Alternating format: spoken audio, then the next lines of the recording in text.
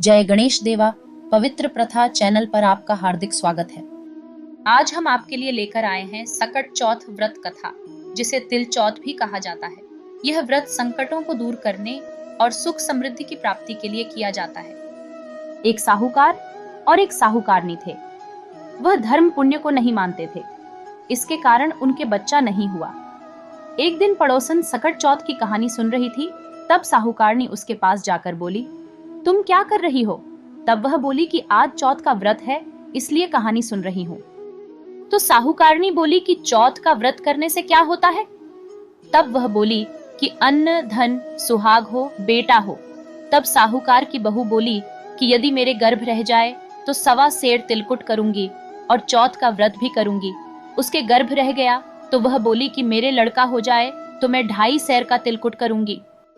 उसके लड़का भी हो गया तो वह बोली कि हे चौथ माता, मेरे बेटे का विवाह हो जाएगा तो 5.25 सेर का तिलकुट करूंगी। जब बेटे का विवाह तय हो गया तो वह विवाह करने बिल्ले गए। तब चौथ बिंदायक ने सोचा कि जब से इसके गर्भ रहा करने में रोज तिलकुट बोलती है और अब तो बेटे का विवाह भी हो रहा है, तब श्री तिल का एक दाना भी नहीं दिया। अगर हम इसको प्रपंच नहीं दिखाएं तो अपने को कलयुग में कोई भी नहीं मानेगा। हम इसके बेटे को फेरों में से ले लेंगे। जब उसने 3 फेरे लिए तो चौथ माता गरजती हुई आई और उसको उठाकर पीपल पर बिठा दिया। हाहाकार मच गया और सब उसको ढूंढने लगे, परंतु कहीं भी नहीं मिला। लड़कियां गनगौर पूजने गांव से बाहर दूब लेने जाती थीं। तब वह कहता, आ मेरी अर्ध ब्याही। यह बात सुनकर वह लड़की सूख कर कांटा हो गई। तब लड़की की माँ बोली, मैं तुझे अच्छा खिलाती हूँ, अच्छा पहनाती हूँ, फिर भी तू क्यों सूखती जा रही है? तो वह बोली कि जब मैं दूब लेने जाती हूँ तो एक पीपल में से एक आदमी बोलता है कि आ मेरी अर्ध ब्याही। और उसने मेहंदी लगा रखी है, सेहरा बांध रखा है। तो उसकी माँ उठी और देखा कि वह तो उसका जमाई है। तब वह अपने जमाई से बोली कि यहाँ क्यों बैठा है? मेरी बेटी तो अर्ध ब्याही कर दी और अब क्या लेगा?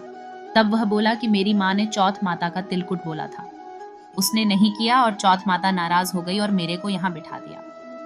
वह वहां गई और साहूकारनी से बोली कि तुमने सकट चौथ का कुछ बोला है क्या? तब साहूकारनी बोली, तिलकुट बोला था। फिर साहूकारनी बोली कि अगर मेरा बेटा आ जाए तो 2.5 मन का तिलकुट करूंगी। गणेश चौथ राजी हो गई और उसके बेटे को फेरों में लाकर बिठा दिया। बेटे का विवाह हो गया।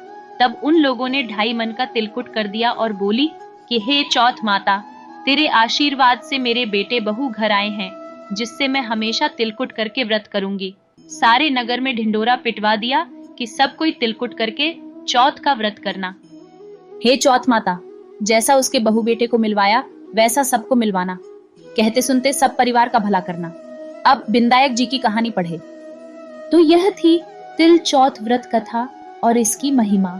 तो वीडियो को लाइक करें और अपने मित्रों और परिवार के साथ शेयर करें। पवित्र प्रथा चैनल को सब्सक्राइब करें ताकि आप हमारी हर धार्मिक कथा सबसे पहले सुन सकें।